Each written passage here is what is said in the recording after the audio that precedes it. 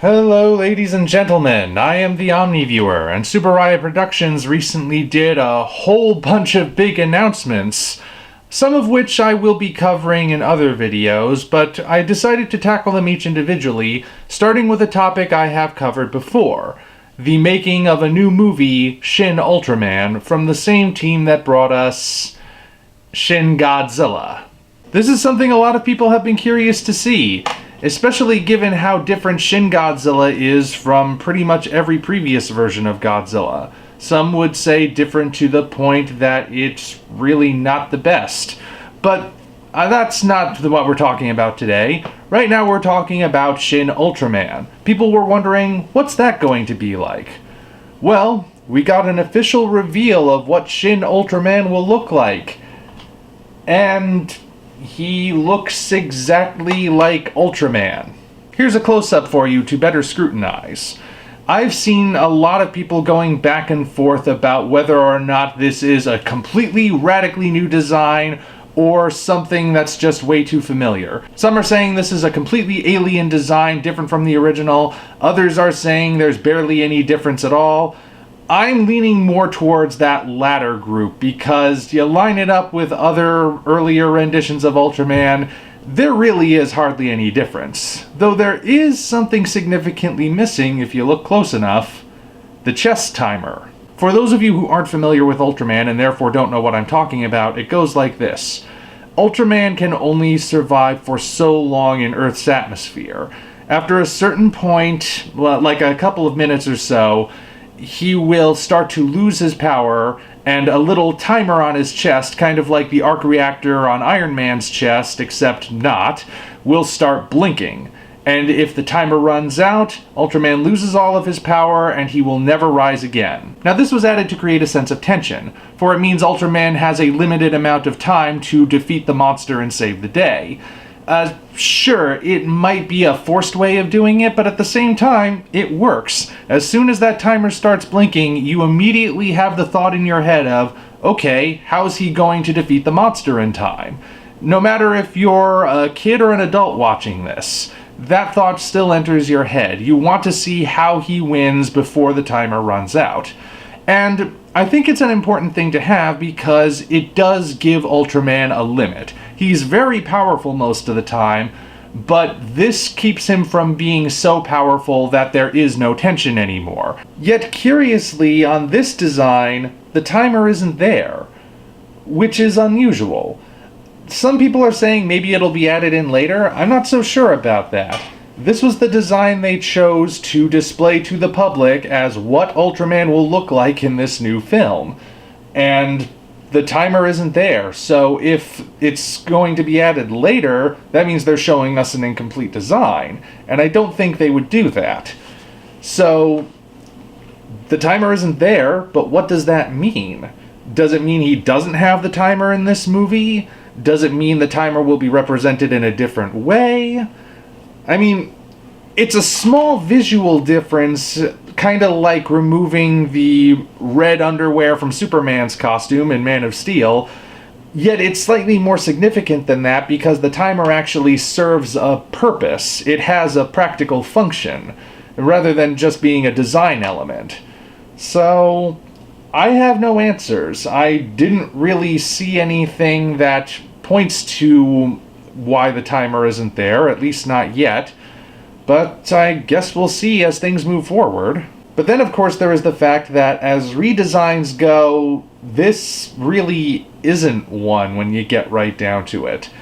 It looks exactly like what you'd expect Ultraman to look like. The differences are minuscule in terms of visuals. Otherwise, it's exactly the same as what we saw back in 1966. And I'm of two minds about that.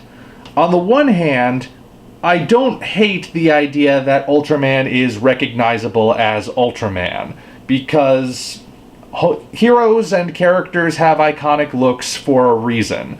Ultraman needs to be recognizable. If you just completely revamp him to the point where he's unrecognizable, then you're not really working with Ultraman anymore, are you? You've just created a new character and slapped a name onto it. But at the same time, this is Shin Ultraman. And As I've discussed in previous videos, one of the ways you can interpret the word Shin into English is new. And in terms of interpreting this as a new Ultraman, well, it's clearly not. It's the old Ultraman.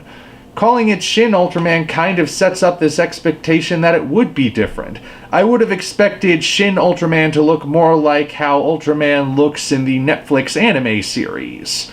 Sort of a more mechanized design, so reminiscent of Iron Man, you may recall. But this doesn't really fit what I would call Shin Ultraman. It's just Ultraman. So I'm not sure. On the one hand, like I said, I'm happy it still looks like Ultraman, but the expectation that it would be very different hasn't been met all the same, and that creates an odd sense of disappointment. Not that I would have wanted Ultraman to be so radically reinterpreted the way Shin Godzilla was, but still, it's weird. And of course, I suppose we ought to address the fact that this is the least dynamic image of Ultraman they could have possibly chosen. He's just standing there in a completely neutral pose, not indicating any sort of intention or emotion or really anything. And that's kind of unusual. I mean, it would be one thing if Ultraman had an expressive face and he could somehow convey his emotions through his eyes and his mouth and whatnot, but he doesn't. So Ultraman's just kind of standing there, and I mean, okay, I get that you don't necessarily want to have him posing in this iconic image of firing the Specium Ray, because as you can see from me doing it, it obstructs a lot of what you can see. But at the same time, they could have chosen some sort of fighting stance, something dynamic. This certainly does let us see the design unobstructed and without any sort of issue as to how big he is or anything. But at the same time, it's so neutral as to bring back flashbacks of Shin Godzilla. Anyone who's seen that film will recall that Shin Godzilla was incredibly immobile, and the same people working on Shin Ultraman made that film. Granted, Ultraman has a very different build from Godzilla, just overall, so I don't necessarily want to jump right to the conclusion that Ultraman will be barely mobile in this film. Yet I cannot help but wonder. It's just a picture, so I can't really make any sort of snap judgments, ergo I won't. But all the same, odd choice for our first image of him. So that's the long and the short of it at the moment. We now know what Shin Ultraman looks like, and he looks like regular Ultraman.